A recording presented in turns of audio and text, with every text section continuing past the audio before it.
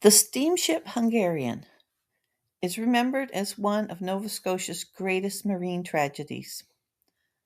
On the night of February 19th, 1860, the ship struck the coast near Cape Sable and was destroyed with the loss of at least 205 passengers and crew aboard. There were no survivors. It was a disaster that shocked both sides of the Atlantic and secured the Hungarians' place in maritime history.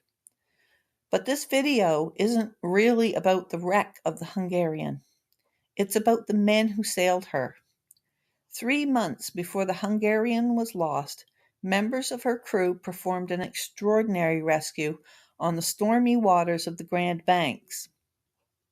They launched a small boat into a gale. They rowed toward a sinking ship when every instinct would have told them to turn away. And they saved 43 lives. For their bravery, silver cups were ordered from England. Yet fate had one final twist waiting for them. This is the story of the heroes of the Hungarian. The SS Hungarian was one of Allan Line's newest steamships. Built in Scotland, she entered service in 1859 and sailed between Britain and North America carrying passengers, mail, and cargo. At nearly 300 feet long, she represented the future of Atlantic travel, combining steam and sails. By the autumn of 1859, she'd already completed several successful voyages. No one aboard could have imagined how little time she had left. At 8 o'clock on the morning of November 9th, 1859, the Hungarian was battling a strong northerly gale near the edge of the Grand Banks. The seas were high, the weather was ugly. Then lookouts spotted a vessel in distress. The ship was the British schooner John Martin, and she was sinking. And she wasn't carrying only her own crew. Already aboard were survivors from yet another schooner wrecked off Labrador. The John Martin had become a floating refuge. Now that refuge was failing.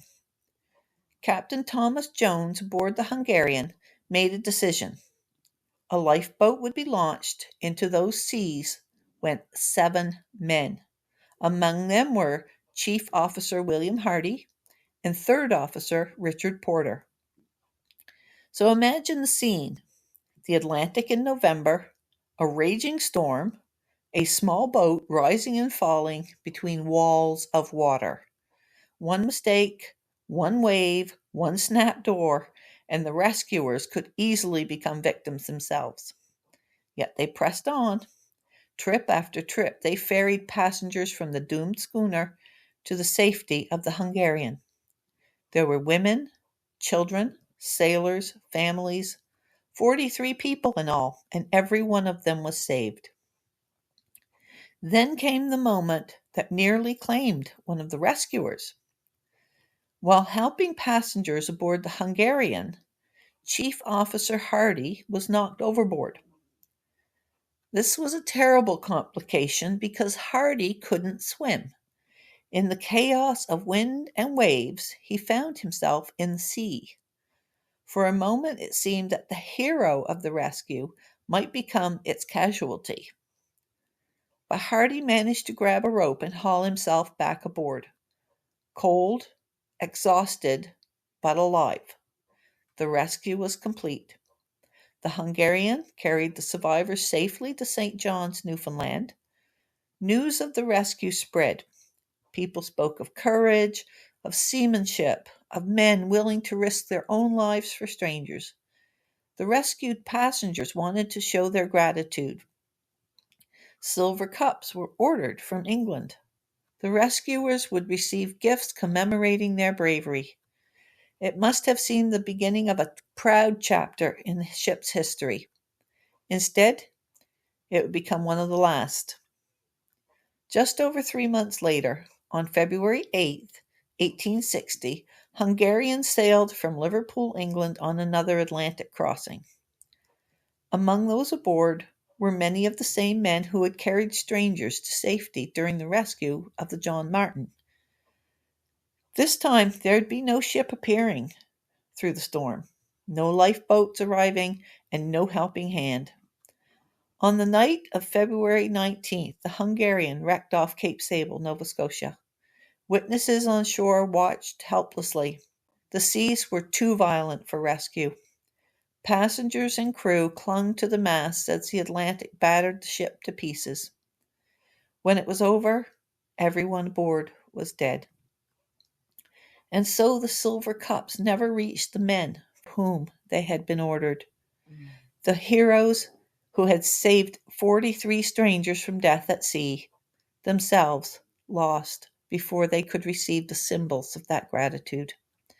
It's one of those moments in maritime history that feels almost impossible to write. The rescuers needed rescue, and when their turn came, there was no one who could reach them. Today, when people speak of the wreck of the Hungarian, they often remember the mystery, the horror, and the terrible loss of life. But before the wreck, before Cape Sable, before the Atlantic claimed them, there were 7 brave men in a lifeboat.